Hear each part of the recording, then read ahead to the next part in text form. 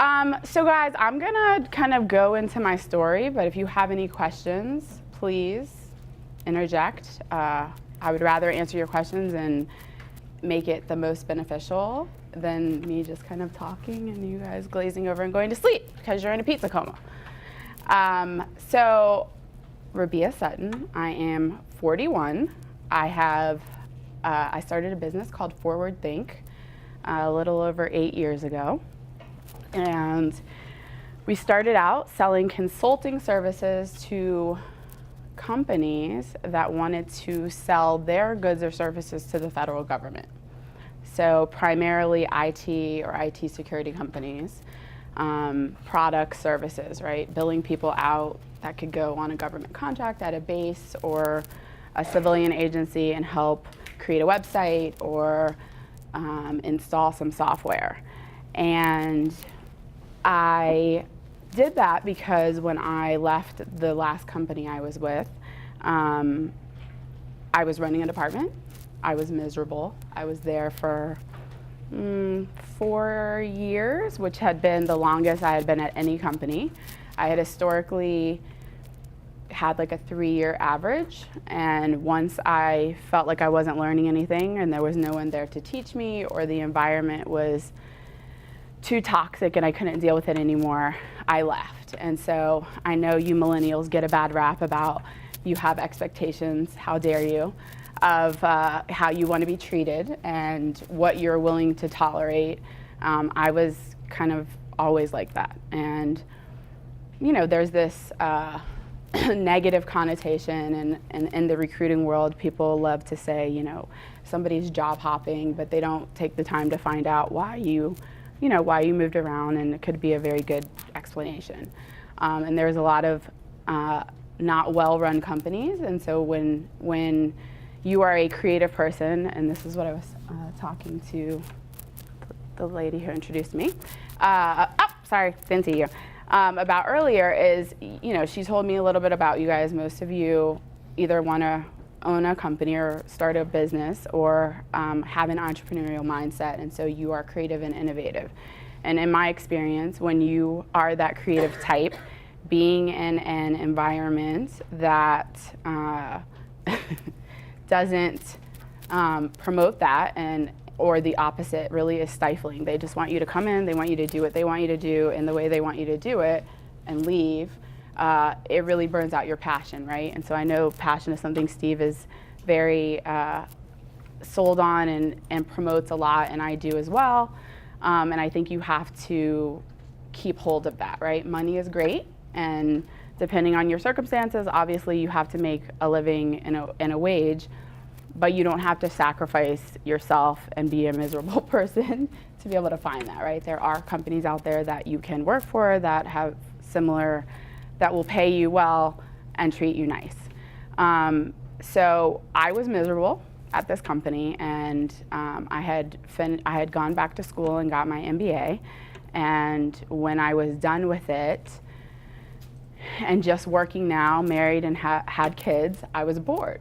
There was really nothing left for me to learn in that position. I was at the height of, there was no other position for me to go up to. They would have had to create a position for me, which they were considering, but the environment was again, like, I had to do this. And even though I was, you know, I had my own department and I had a lot of autonomy, the mindset of the people around me was very antiquated. And so any new ideas that I would come up with were not going to be taken seriously because they weren't innovative people.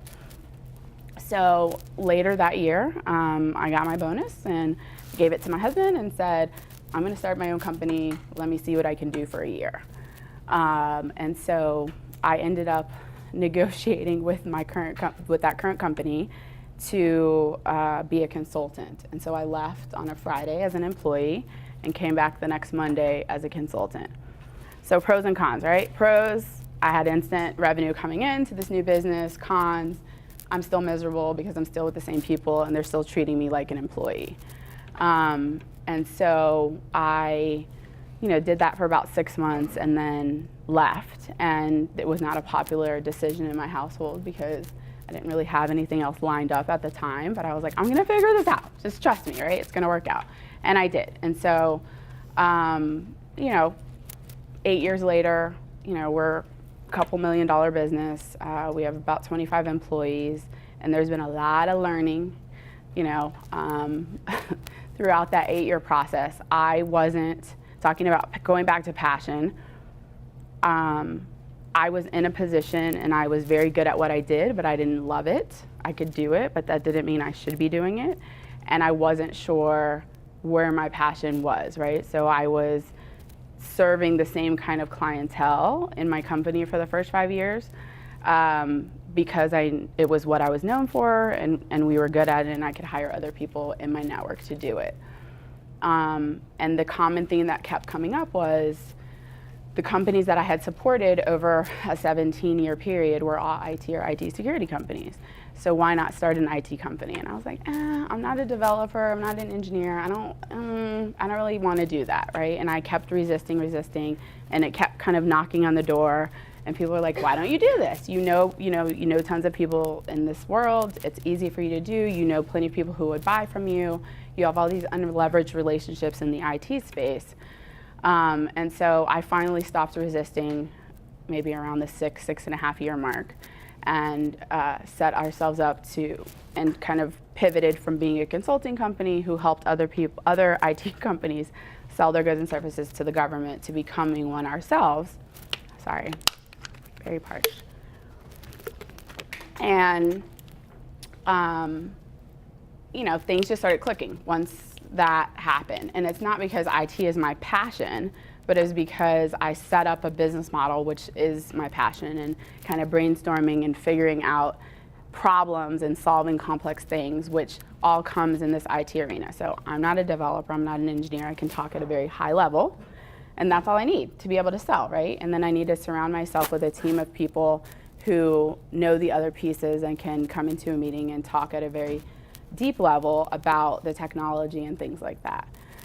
So, the shift in the mindset for me around finding something that I was more passionate about than what I started the company on was huge. And things have been just kind of growing like crazy since we made that decision. I'm gonna pivot now. I know I'm jumping all over the place. So when I was in school, and I have 3 degrees, 2 degrees and a graduate certificate, I went to school because I wanted to learn, and I felt like it was a necessary evil, not because I ever really loved school. And out of all of the school that I have, I probably remember 2 classes and 2 professors, right?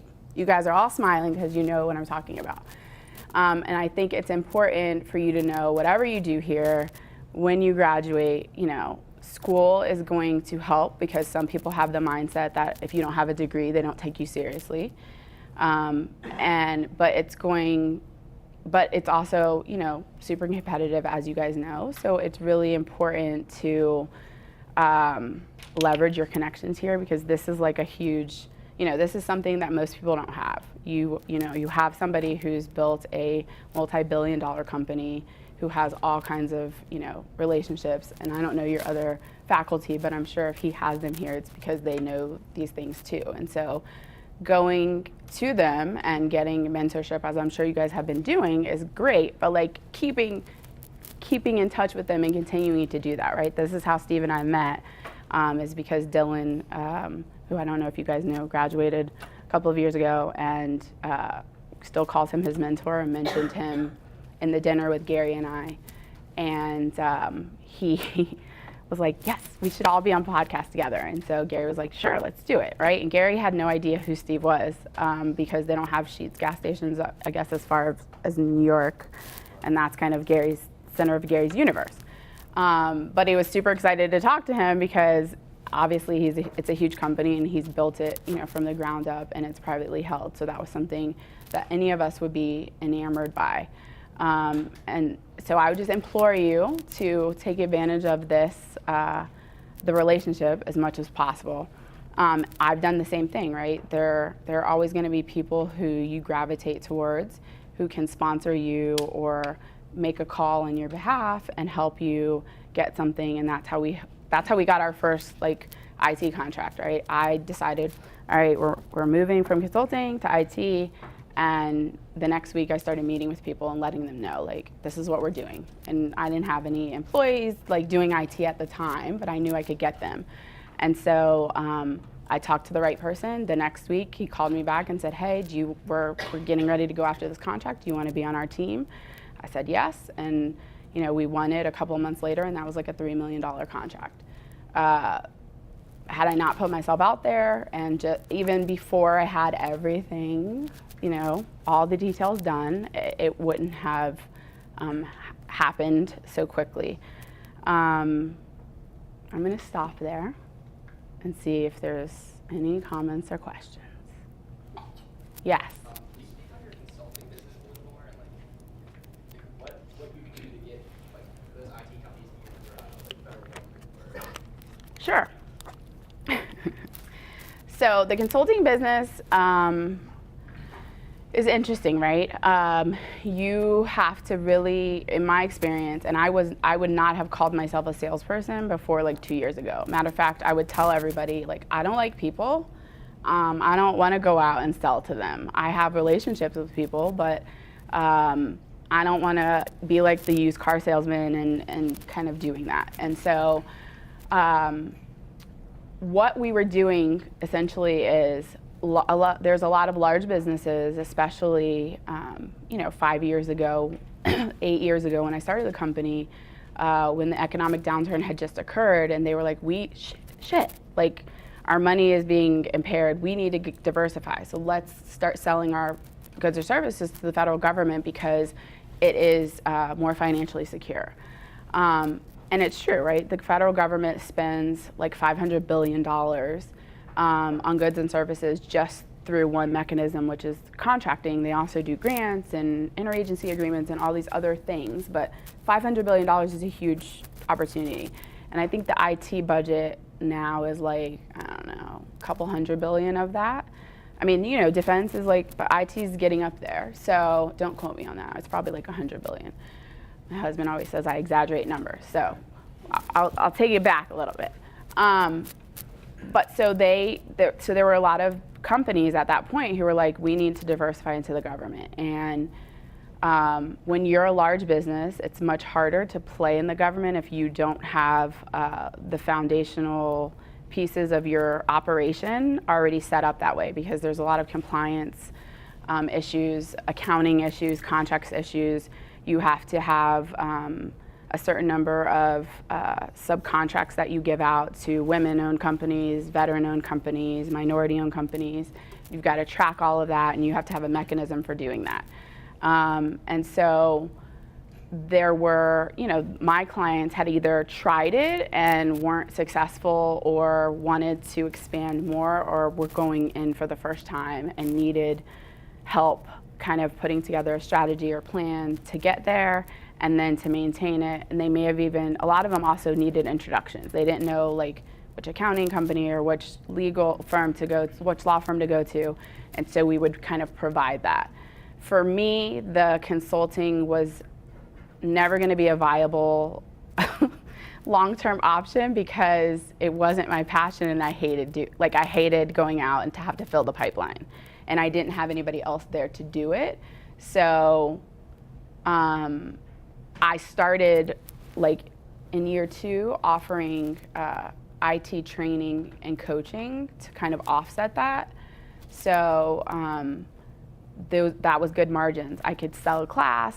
I didn't have to have the instructor as a full-time employee. I could just bring them on as a project basis, get their time, mark them up for whatever I wanted, whatever I thought I could sell it for. They teach the class, I get paid, I pay them, right? It was like perfect. And so I really started doing more of that as I was like trying to get my life together and figure out what I really wanted to do. Consulting, obviously there's huge consulting companies who have done a really good job, but I think they have different bones and different desires and they've grown up in that consulting culture. I didn't, and so it just wasn't my thing.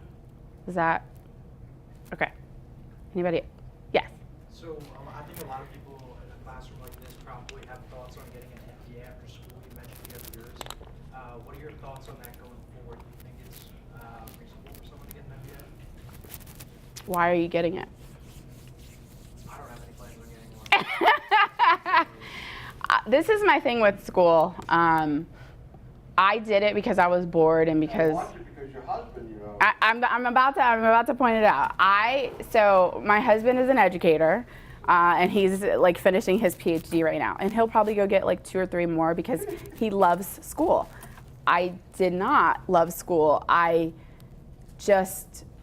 It was what was expected, so I did it. And for me, the MBA, and I went to Hopkins, and it was like a different kind of program, kind of like, I don't really know that much about the cohort here, but ours was like a 2-year cyclical program, and we only had to meet physically once a quarter.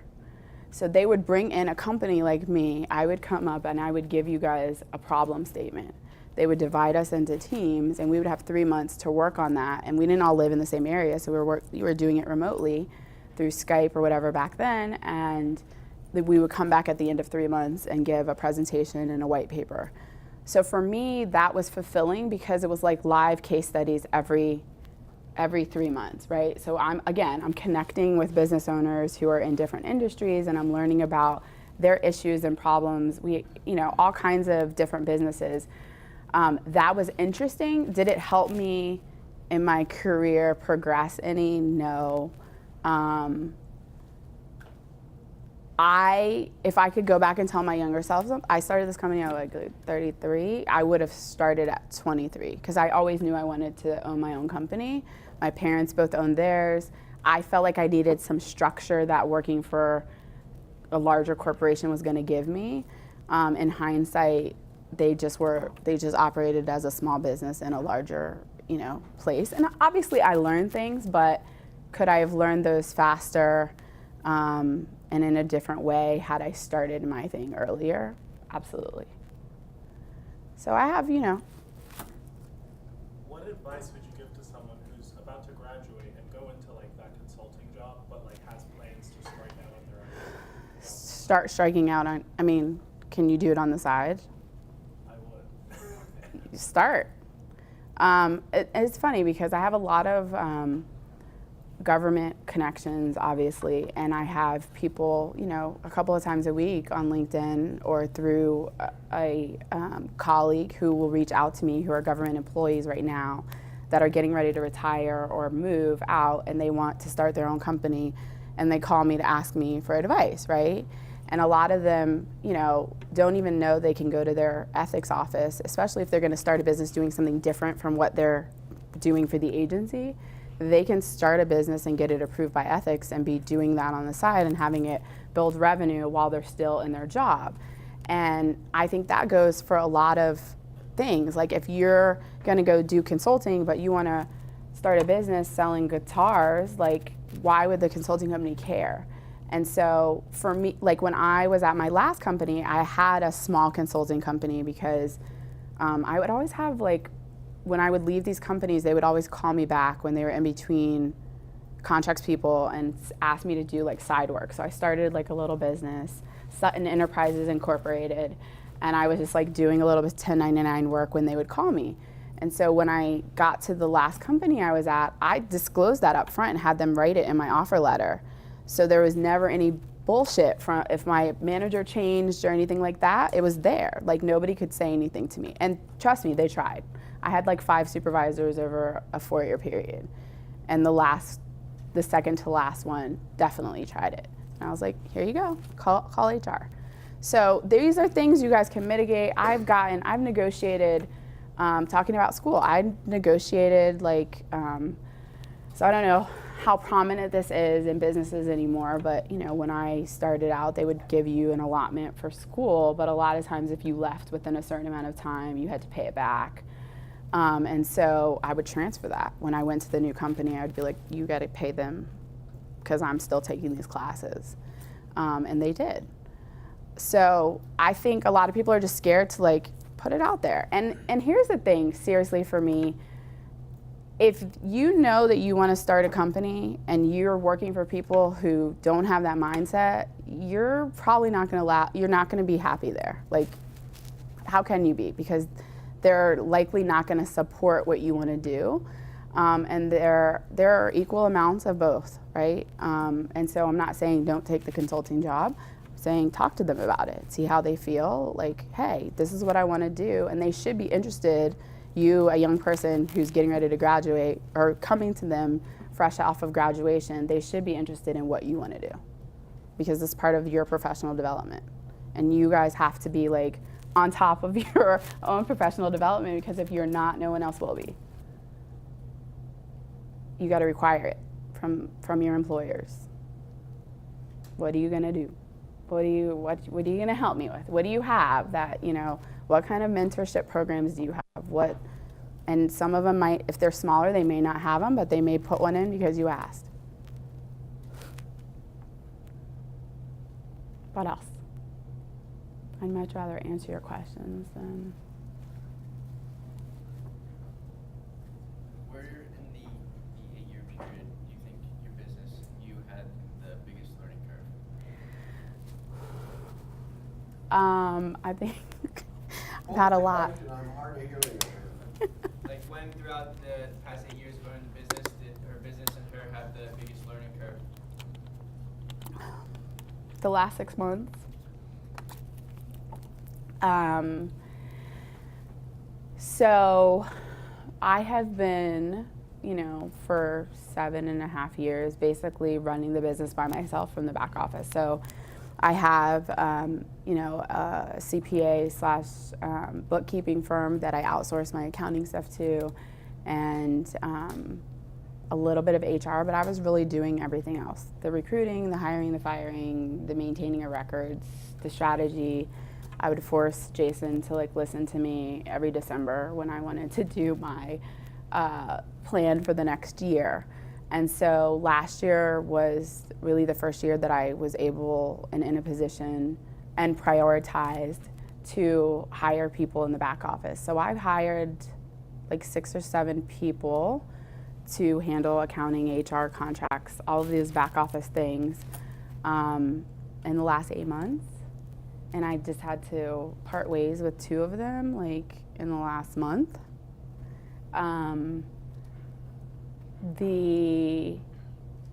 Just, you know, getting to a place where I can like, because my personality is, I just want you to do what you say you're gonna do. So like show up.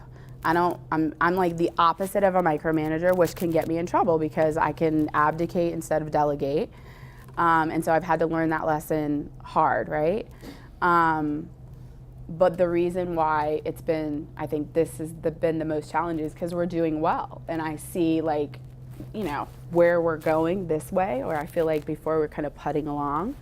And so now I'm just kind of, you know, if you're a friend and I have to fire you, I'm gonna have to fire you because I'm not willing to like stifle our growth any further because I made a bad decision.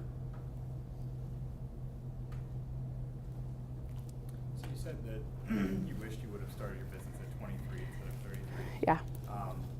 Coming out of college without 13 years of experience prior to starting your own business, do you think you would have done or been as successful in the business had you started at 23 without that experience? Yes. Partly because I was already working in government contracts. Like by the beginning of sophomore year, I was taking on my classes at night, and like literally I don't know anybody from my from American University where I went to undergrad. I know like one person. I was working full time and then taking on my classes at night. So I already had like a 3.5 year jump on all my colleagues. But I also think you're gonna figure it out. And nowadays, like as opposed to when I was 23, you guys, everything is on Google, everything is on YouTube. Like there's somebody talking about something, there's somebody showing you something. You can DM people, there's countless ways that you guys have to get in touch with people to get your questions answered. that was not there when I was there, right? And so I do think I would have been successful because I just don't know how not to be. And it may have taken just as long or not. But I think we tell ourselves that we need to have a bunch of, we need to have people showing us how to do things, but the best way to learn is for you to do, in my opinion. And that's why I said really, like, I remember 2 classes, because I was already doing, you know, I was already a director, I was already like at the top of the food chain in my company, and school wasn't teaching me anything about how to handle that. I was learning through the people that were there and through trial and error and failing, right? Over here. So, you talk a lot about passion and doing what you love, and have you ever like struggled with like finding what your passion is? Yes, girl. Like 6 years. There would be times where for a week I would just sit in my living room and stare at the wall because I was like, what am I doing? I think it's important. The jury's still out for me in terms of like what is your one purpose or one passion. No, you have interests and you have things that you know when you do them, they fill you up, and you have other things that you know when you do them, you're like, fuck, why do I have to do this, right? So what I'm saying is avoid those things, or as much as possible, try to find and spend your time on the things that you fill you up and make you happy. And eventually you're gonna find something, and it may not be evident. And this is the other thing. I mean, how old are you guys? Like average age, 20, 21? It's ludicrous that at 21 years old, you're gonna know what you wanna do for the rest of your life. It just is. And so I have a 15-year-old and a 17-year-old at home. And I tell them often, pick something. Just pick something that you're interested in, try it. If it doesn't work, you can always change. You can have multiple careers in one lifetime. You can have multiple interests. There is nothing that says that you have to pick one thing and just be that for the rest of your life. You don't. And I wouldn't encourage you to do that if you were my kids. Like, you guys put a lot of pressure on yourselves to have everything figured out. By the time you graduate, you're just gonna know. Life's just, this is how it's gonna be. It isn't. So expect that you're going to try things, you're gonna be bad at them, you're gonna make a mental note, you're gonna try something else, you might like that more. And I think it's just super important that you really hone in on that and are honest with yourself, and don't subject yourself to abuse in terms of being in a toxic environment. You guys realize you spend more time at work than you do anywhere else, so you might as well find people of like mind that you can be happy around, that support you and are kind, because money's gonna come and go, but your sanity you need to keep intact, right, for other things. Is that okay? Do you surround yourself with? Because you're like really busy. So like, is there something that will like disqualify people? Oh yeah. So I've learned a lot about myself in the last like year and a half. I hired a business coach, and I thought I was like really good at setting boundaries with people, and it turns out I have not been.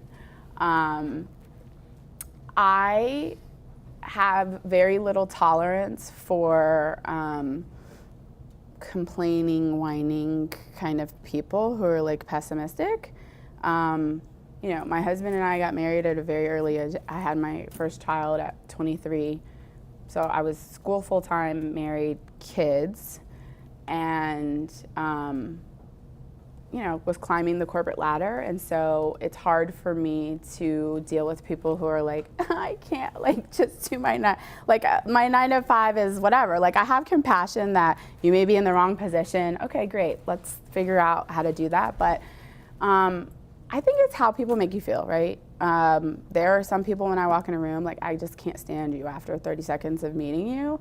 And it drives me crazy because I'm one of those people that wants to know why things make me feel the way they do. But now I just trust my intuition. Like, if you're shady, you're shady. I don't need to know why. And if somebody shows you or tells you who they are, believe them.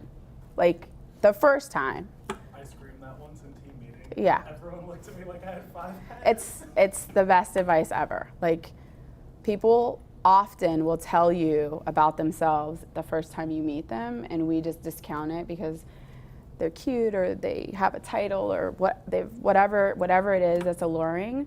But it will come back, to bite you in the butt. And I've had a good amount of recent experiences with those kinds of people, just kind of sucking your energy and trying to feed off of what you've created, but not really giving things back.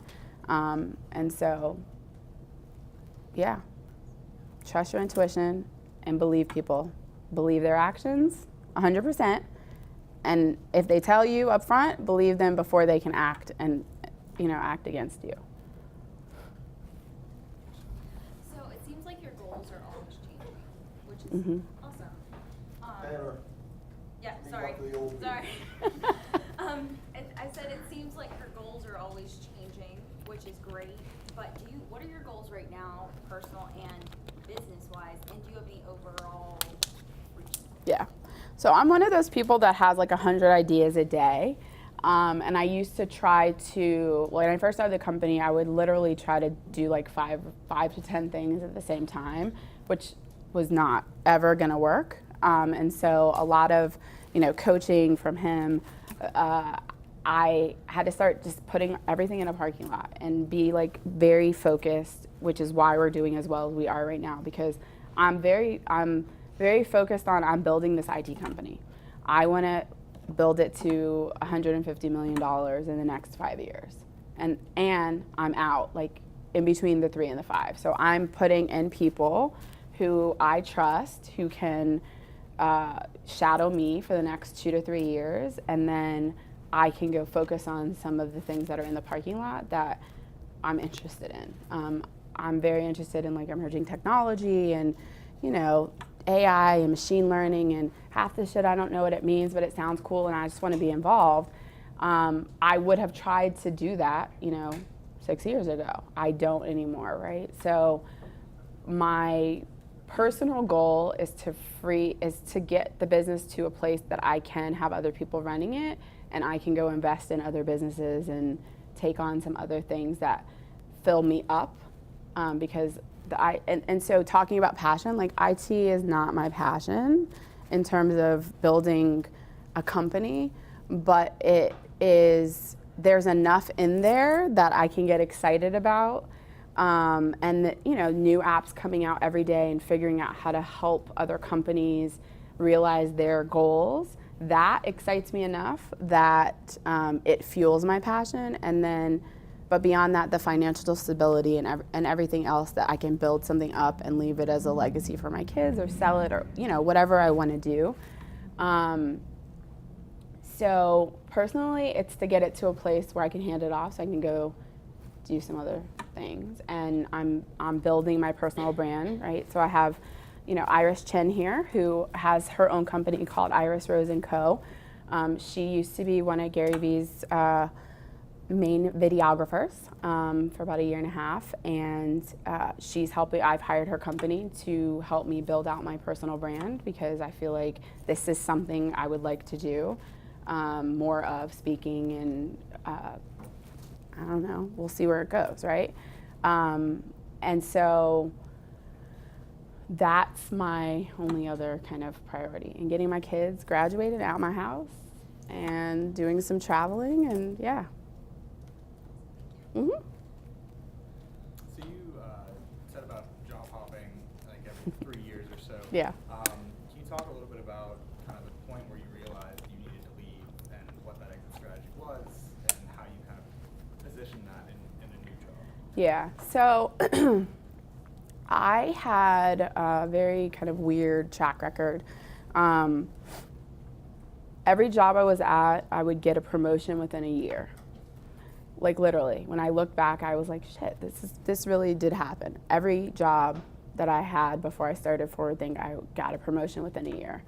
And then, you know, it was just obvious, like, even when I started, I was doing it because I was running away from the last job, not because I found the right environment for me. And so it was never gonna work because they didn't have the same mindset. There was, like, you know, crazy shenanigans going on internally. And so I was always running from one toxic environment into another. And so the last company I was at,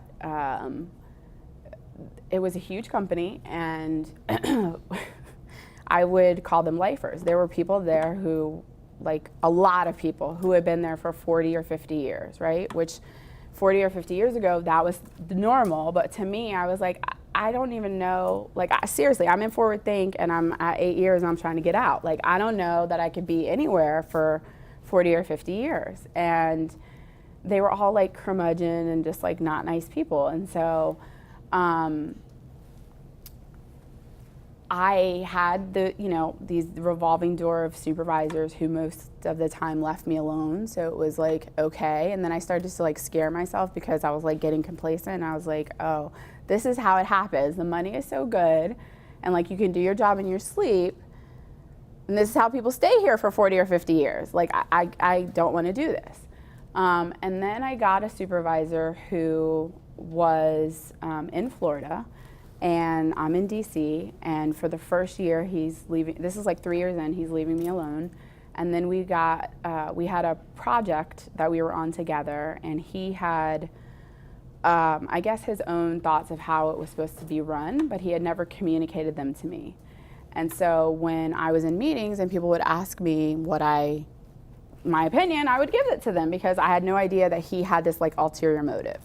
And so he got really upset with me and just, you know, called me into his office one day and was like yelling at me. And I was like, no, I'm not that one. Like, sorry, come back to me. And so it was like this whole HR thing where I had to like keep records and then go talk to other people and try to figure out what I was gonna do. So, and I was traveling to Florida every other week. My kids were small, and I'm like, why am I doing this?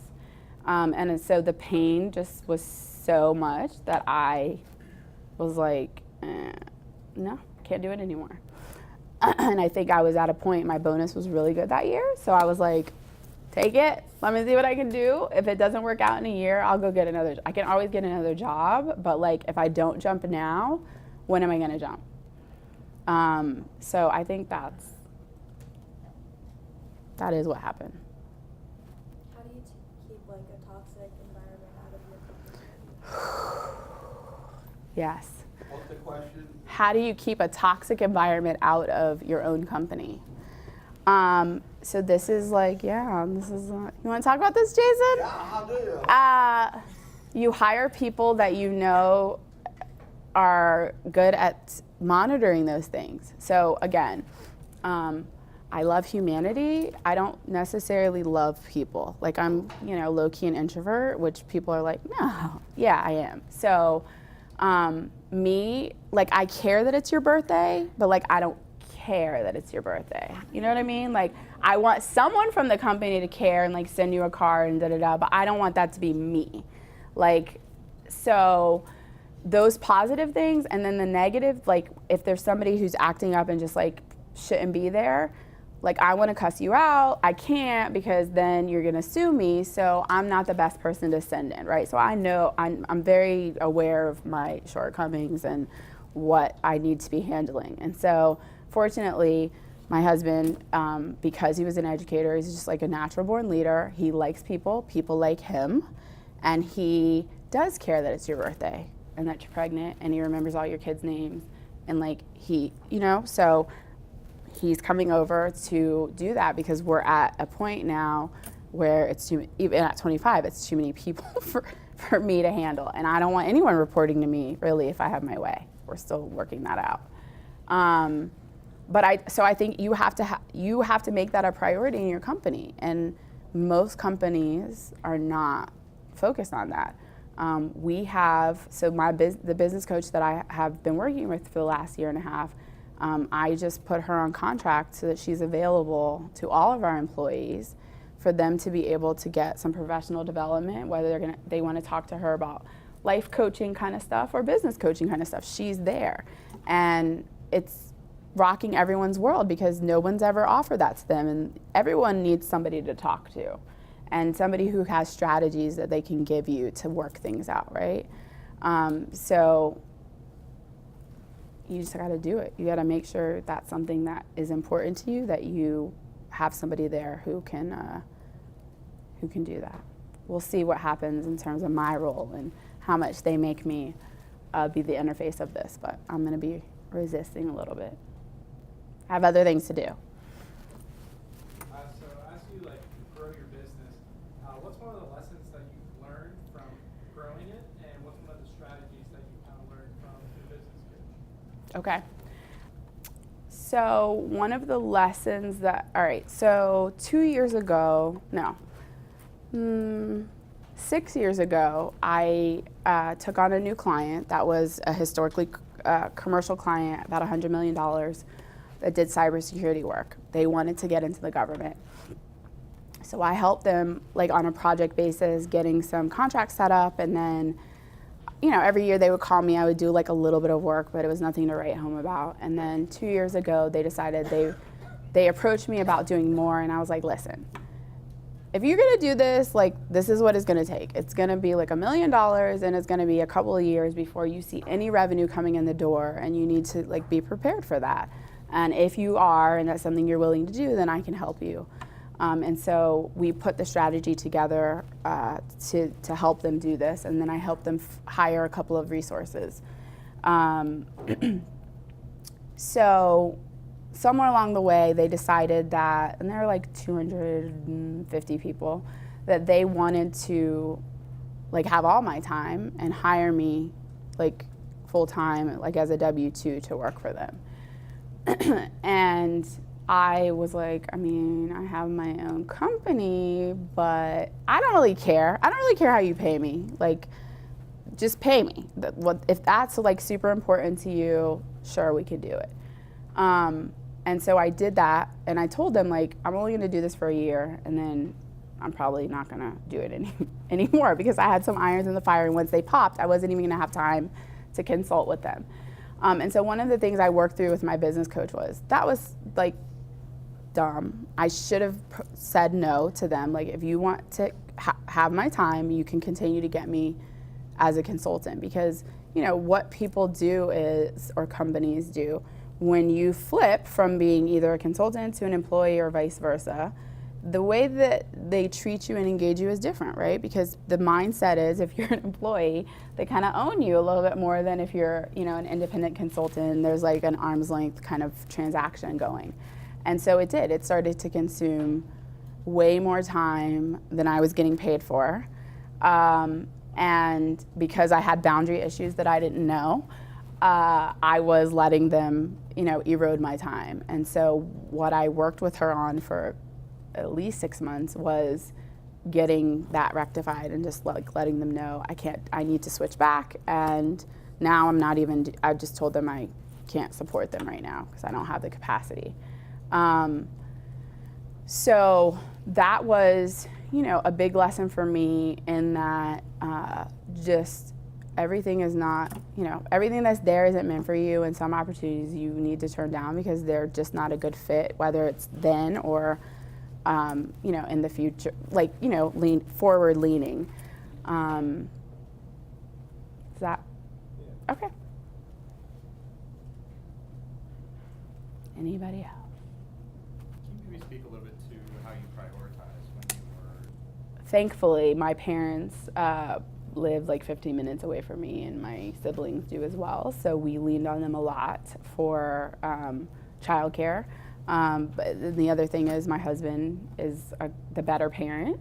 So when I needed to go to school, I knew the kids were going to be in better shape than they were. He left them with me because he would make sure they were in bed on time and, did their chores and all of those kind of things. And I'd be like, did you clean your room? And they'd be like, and I know they didn't, but I would just like, okay, let's go, right?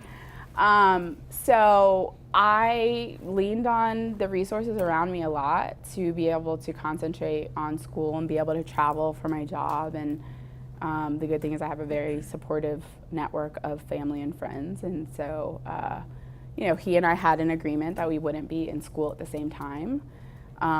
So that helped. And since I'm never going to school again, now he gets to go as much as he wants.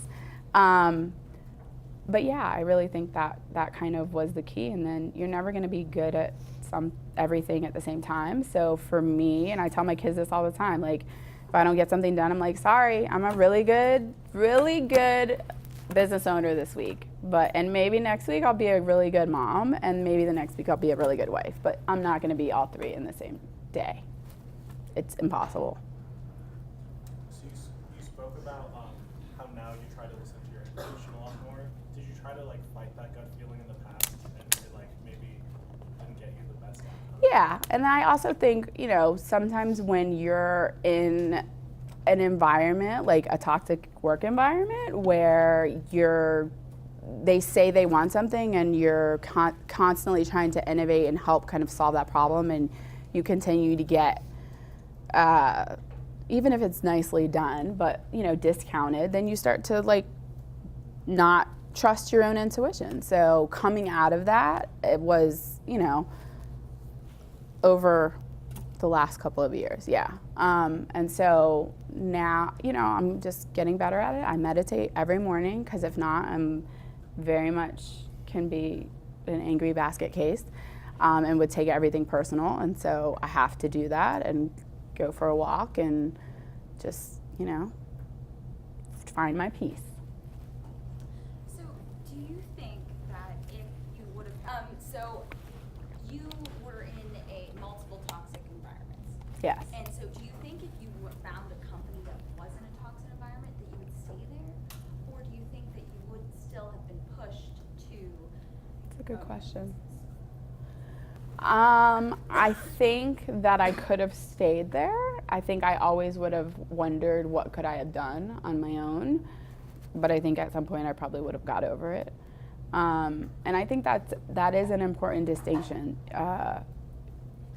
Being creative and wanting to innovate and wanting to have people treat you fairly and kindly and professionally does not mean that you have to have your own business to do it. There are plenty of environments out there where that exists, and so finding that and just making sure that is a priority for you. And like when you guys go on interviews, how many of you guys have like interviewed for a job? Like, so are you asking questions when they ask you, like, do you have any questions? Are you just like, no, and leave? No? Yes? What kind of questions are you asking? I interviewed with a partner at the company I'm going to work for that worked there for like 20 years. Mm-hmm. And I was like, why have you stood here so long? Yeah. And why shouldn't I should I want to stay here that long? Right. And do you think the company, like by the time I get to where you are, will be like the same company? Mm-hmm. Those kinds of things. That's great. Well, that does go to like the culture and the mindset, right, of the company. And if you have people who are there for 50 years, but they're like mean and like their whole departments hate them, that's different than somebody who has flourished and it's just like such a great environment that they can't see themselves being anywhere else. And maybe they have some kind of profit sharing thing or equity or whatever. So I definitely, my thing to you guys is it never hurts to ask questions, right? And so I don't think most people are going to penalize you because you bring up something, what your interest is, or you have a question. And if they did, do you really want to work with them? So it's kind of a litmus test for you as well. If you ask those kind of questions, or hey, I just finished this entrepreneurial program and it's something that I think I might want to do. Like, what resources do you guys have that may help me get there, whatever, right? And they probably haven't ever been asked these things, so they may not have an answer up front, but what does it hurt to put it out there?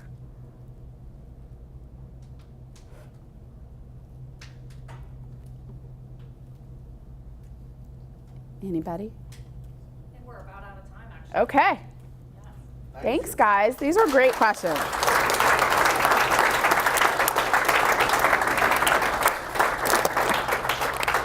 All right, I didn't know if one of you were coming up. Thank you.